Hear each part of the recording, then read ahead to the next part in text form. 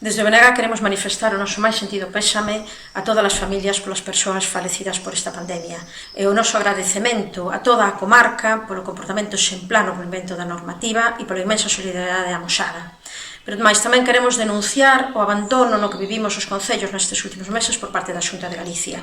sen protocolos que nos axudasen a tomar decisións, obrigándonos a tomar decisións fora das nosas propias competencias, como foi o caso do ensino, botando unha man nos colexios, no caso de sanidade, coa limpeza inicial, desinfección dos centros de saúde ou incluso no transporte. Este abandono, esta falta de protocolos obrigou aos concellos a botar man de recursos dos que carecían e así, sen medios, sen recursos, sen un apoio explícito, sen unha comunicación fluida, pasamos estes 3 meses, fixemos de fronte e intentamos solucionar os problemas da nosa veciñanza. Para poñer un exemplo, está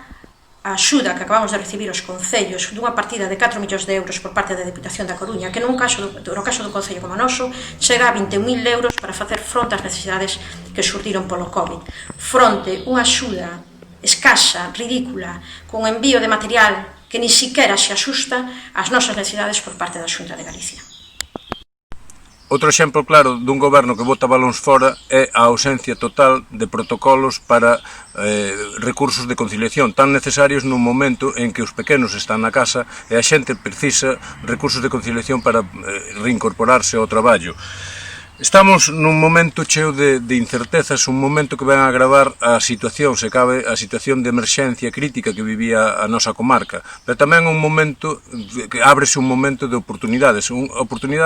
de poñer en valor os recursos que ten o noso territorio, os recursos principalmente nesta zona, os recursos do sector primario, todo o sector primario clave para garantir a soberanía alimentaria da poboación, pero tamén clave para garantir un rural vivo, un rural con persoas, un rural que poida vivir dignamente nel.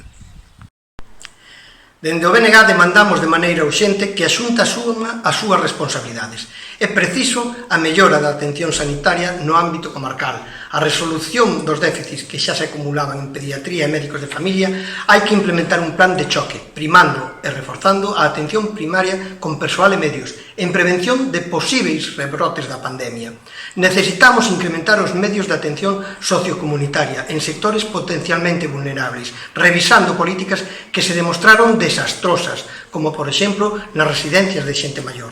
O reforzo dos servicios sociais dos concellos vai ser fundamental para o que é preciso dotación económica suficiente. É preciso concretar dun plan de emerxencia para a recuperación económica do país, con plans específicos para as comarcas, que, como Ferrolterra, partían de unha situación de déficit económico estrutural. Debemos poñer en valor os nosos sectores productivos e acadar compromisos concretos da Xunta e do Estado con prazos e orzamento para evitarmos os incumprimentos reiterados das últimas décadas.